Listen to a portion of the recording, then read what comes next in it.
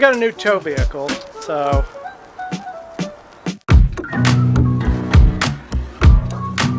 maybe what I'll do is I just won't show how wobbly this is. I'll just say, look how sturdy that is. That's super sturdy. That's not going to be a problem at all now. Okay, so time for a little bit of real talk. All of the advice that you heard might be slightly wrong.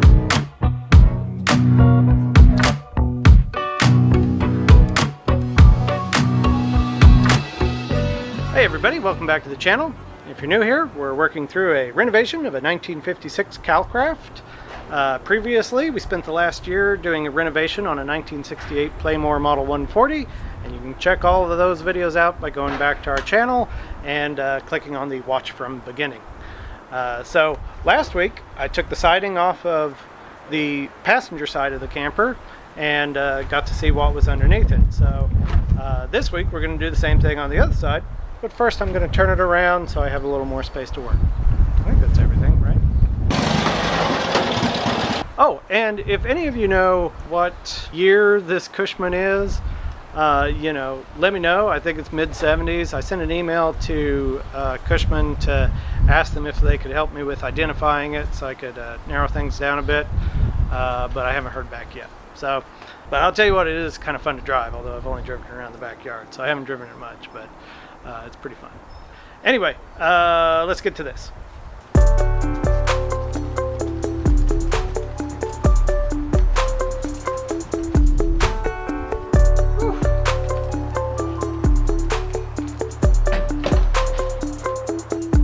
Whew, how's it working?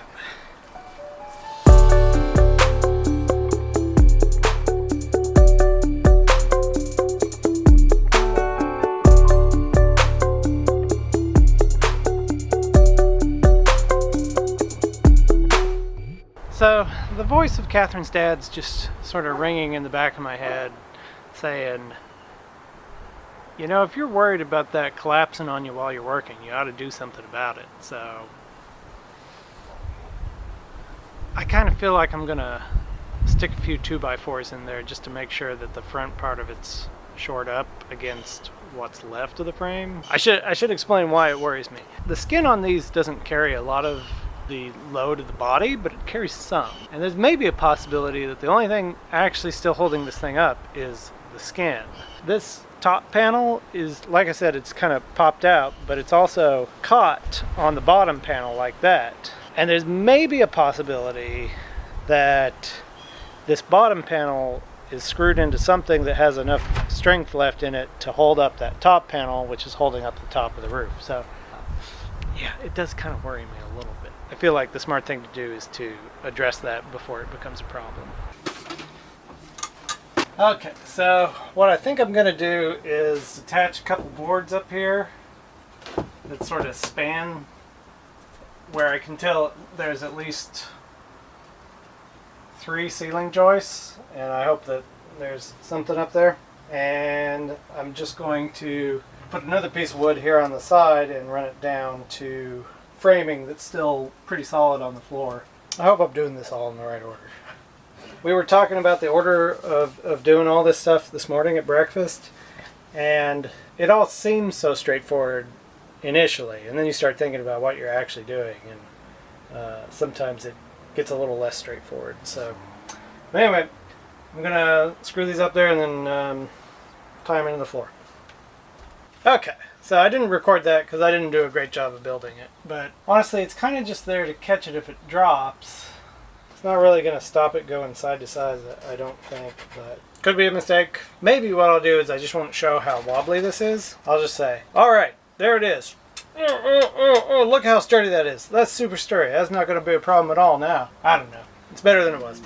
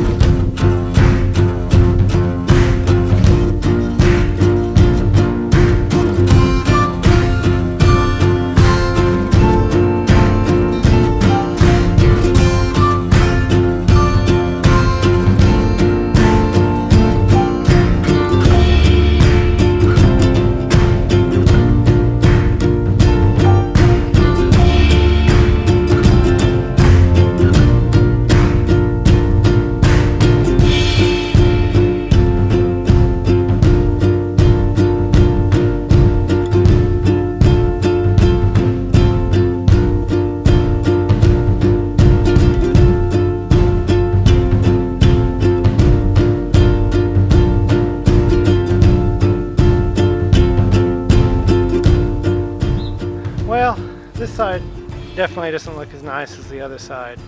And I'm starting to worry my rosy assessment of it originally may have been a bit premature. If you can see right there, that bottom part of the frame, or not the frame, but the base plate of the wall is totally buckled. And then also back there behind the wheel well is looking pretty nasty too. Now some of that could be just decay, but it could have been in an accident that just maybe it came off the ball and fell like that and didn't body didn't collide with anything, but it messed up the undercarriage. So anyway, I'm gonna push forward with it and get the rest of this wall off. Just go from there, I guess.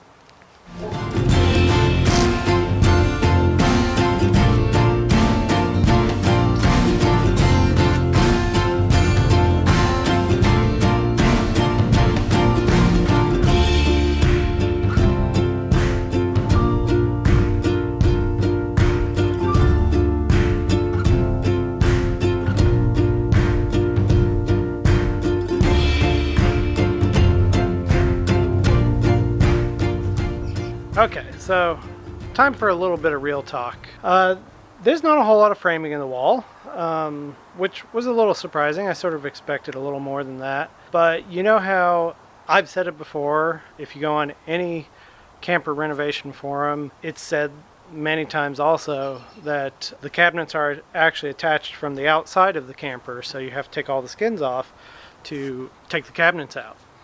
And, they add some structural integrity to the camper itself. And that's true in a lot of campers, but what I'm seeing on this one is that no, these cabinets are all attached to the walls from the inside, and they sort of made a little bit of an effort to hit some of the studs, but a lot of these cabinets are just attached to the 1/4 inch paneling. They totally missed a stud, and they've just run a bunch of screws in and I guess hoped it would stay.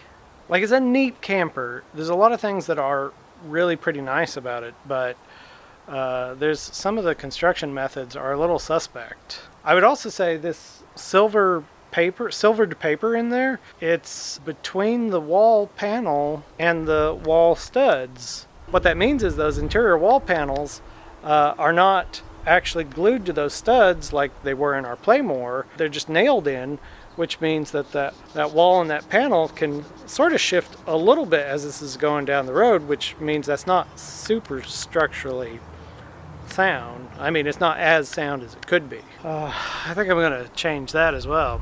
Also, this is sort of a surprise edition of all of the advice that you heard might be slightly wrong, or at least not true in every case. The other thing you hear a lot is that you need to use marine grade wiring in these because solid copper is going to break from the vibrations of it going down the road. Like, you use solid copper wiring in your house, but your house doesn't move. This, where it's constantly jostling around as you drive down the road, you need to use a braided wire because that's much more flexible and it won't lead to breakage. Everything in that's original, everything in that's solid copper wire, and it doesn't seem to have broken since 1956. So, like I said, don't take my word for it. Ask an electrician if you have any doubt at all.